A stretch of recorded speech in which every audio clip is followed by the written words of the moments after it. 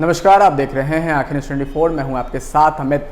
केंद्रीय मंत्री और भाजपा के फायरब्रांड नेता गिरिराज सिंह ने बिहार में प्रस्तावित जाति जनगणना को लेकर मुख्यमंत्री नीतीश कुमार पर निशाना साधते हुए उन्होंने कहा कि बिहार सरकार को जो जाति जनगणना की बात कह रही है, हम उसके साथ खड़े हैं। हमें जाति जनगणना से कोई आपत्ति नहीं है, लेकिन जाति जनगणना में मुसलमानों की जातियों को भी शामिल किया जाना चाहिए। आगे उन्होंने कहा कि मुस्लिम वर्ग में भी कई जातियाँ हैं, उन्हें भी जाति के रूप में श्रेणी बन करके उनकी गिनती की जाए।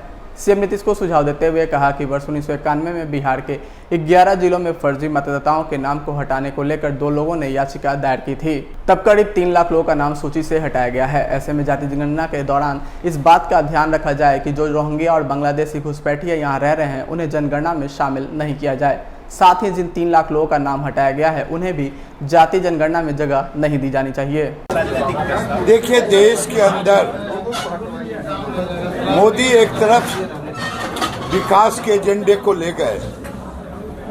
देश का अगर बजट 2014 में 16.5 लाख करोड़ का था, आज 37.5 लाख करोड़ से ऊपर गया। लेकिन जो लोग समाज में अपनी एजेंडा चाहते हैं, उसमें मेरे जैसे व्यक्तिगत राय पूछे गए। तो आज की तारीख में देश में धर्म परिवर्तन का एक सख्त कानून होना चाहिए। आज प्रदेश बिहार सरकार के जो जनगणना, जातीय जनगणना की बात,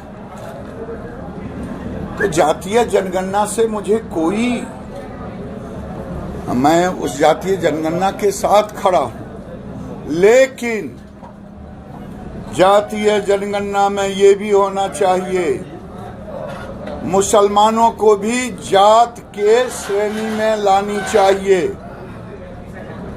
क्योंकि फायदा लेते हैं जातीय जनगणना में हो।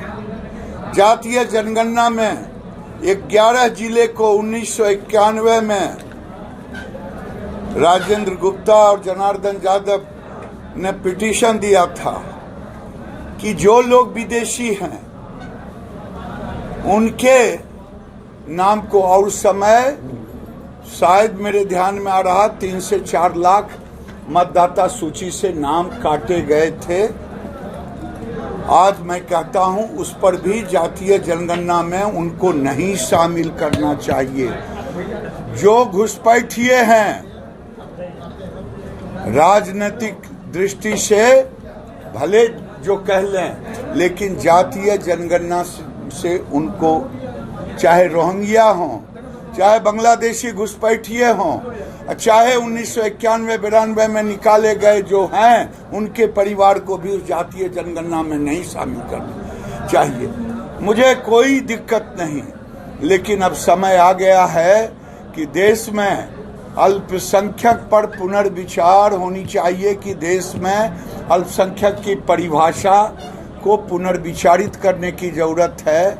जब मदनी खुद कह रहे हैं कि मैं तो अब अल्पसंख्यक नहीं हूं, तो अल्पसंख्यक शब्द को हटा देनी चाहिए, ये मैं कह रहा हूं, क्योंकि हम ऐसे भी नारा लगा रहे हैं, सबका साथ, सबका विकास, सबका विश्वास, सबका प्रयास। अगर आपने अभी तक हमारे चैनल को सब्सक्राइब नहीं किया है, तो हमारे चैनल को जल्द से जल्द सब्सक्राइब करें, लाइक करें, शेयर करें और कमेंट करें। क्या आप पत्रकारिता के क्षेत्र में अपना कैरियर बनाना चाहते हैं? तो आज ही Royal Ashoka Institute of Mass Communication and Journalism में अपनी जगह सुनिश्चित करें। आर्यभट्ट ज्ञान विश्वविद्यालय पटना से मान्यता प्राप्त 100% प्लेसमेंट के साथ royal Ashoka Institute of Mass Communication and journalism नामांकन जारी है। हमारा पता है DS/16 गायत्री मंदिर के समीप, कंकड़बाग, पटना 8,20,000। आप हमें संपर्क भी कर सकते हैं। हमारा मोबाइल नंबर है 9955456126।